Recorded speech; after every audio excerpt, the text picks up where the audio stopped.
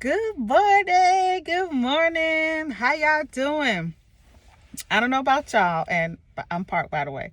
I don't know about y'all, but I be having some bomb conversations with myself in the morning driving to work. It's just like revelation after revelation after revelation.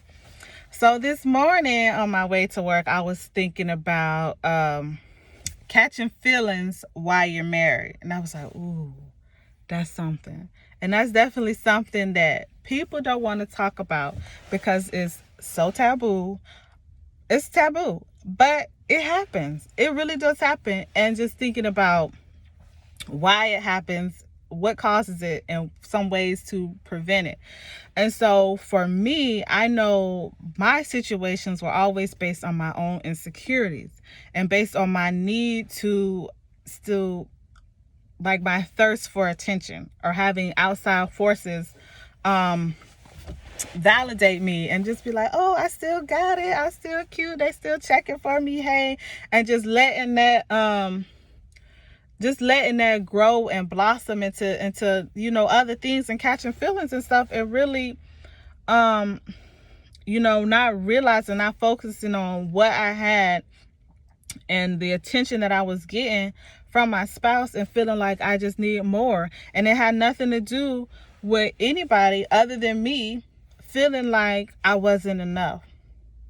Feeling like I needed more attention. Like the more attention that I got, the more valuable I was. That was my validations. People showing interest in me, various different advances. I was like, oh, okay, they're interested in me. That means I'm worthy and I'm worth something.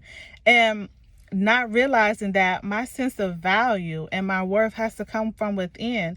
And so that's why I was never satisfied, because the more external attention you get, the more external attention you want. I have this point into me, this point into this point, and still looking for the next thing, and still feeling like it's not enough.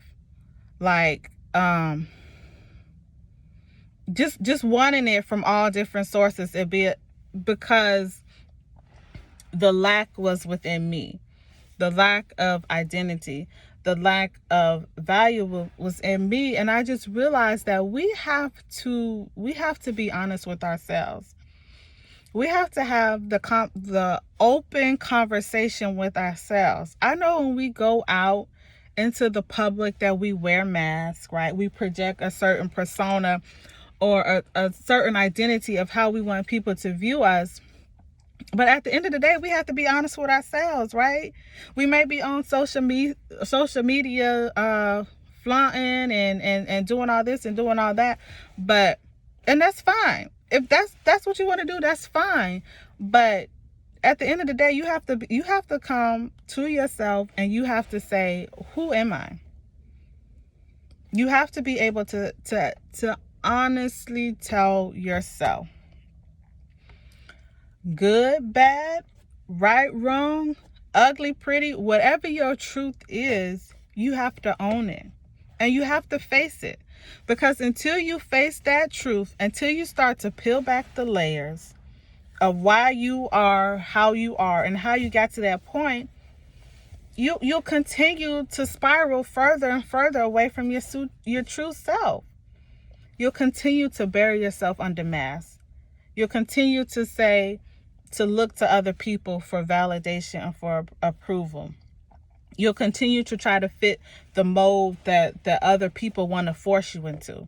Yeah, they say, if you don't stand for anything, you'll fall for everything. So if you don't stand for yourself, your true self, your flaws and all, and just and own it, you might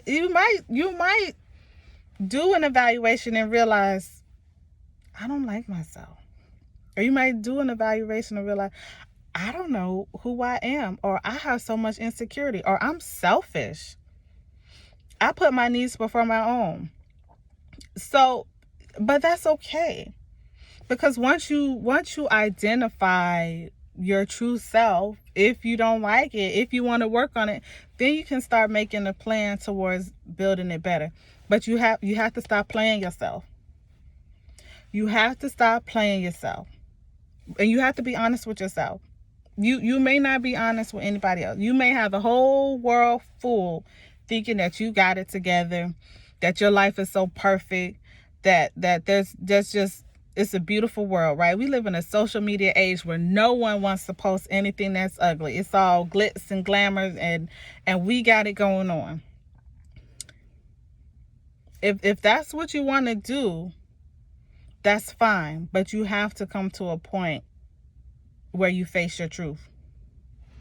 And once you face your truth, then you can start to repair your truth. What caused me, like, I've been on a journey of truth. But when I look at my daughter, that is the greatest motivation, because I am just determined. She will not have to walk down the same path that I walked down, because I choose to keep it to myself, because I choose to not face my demons. She's going to have her own life, and she's going to make her choices. She's going to make her mistakes, but I'm going to be open with her about my journey and about my struggles. I may be ashamed about it, but I'm not too ashamed about it to let her walk down the same paths and make the same mistakes that I've made. Okay, she's going to have all the information so that she can make her own well-informed decision. I refuse. I refuse, with the capital, all the letters, I refuse to have her walk down those same paths. I refuse to perpetuate the generational curses.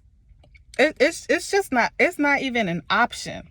It's not going to happen. I'm going to do everything within my power to make sure that she has all the tools that she needs to be confident, secure, happy with herself, understanding of herself, not feeling a need to hide who she really is, not feeling the need to fit the mold that other people are presenting for her, but that she will be in an environment where she can explore who she is and become that person without, to the best of my abilities, right? Because we all live in this society. We have to live in this society. So, but to as much as I can, set her up for success and being secure in herself. And that if she faces challenges, if she faces adversity, she will know how to do it and how to stay true to herself and not get lost over this mask, not get lost behind this mask, not feeling like she has to do this, have to do that.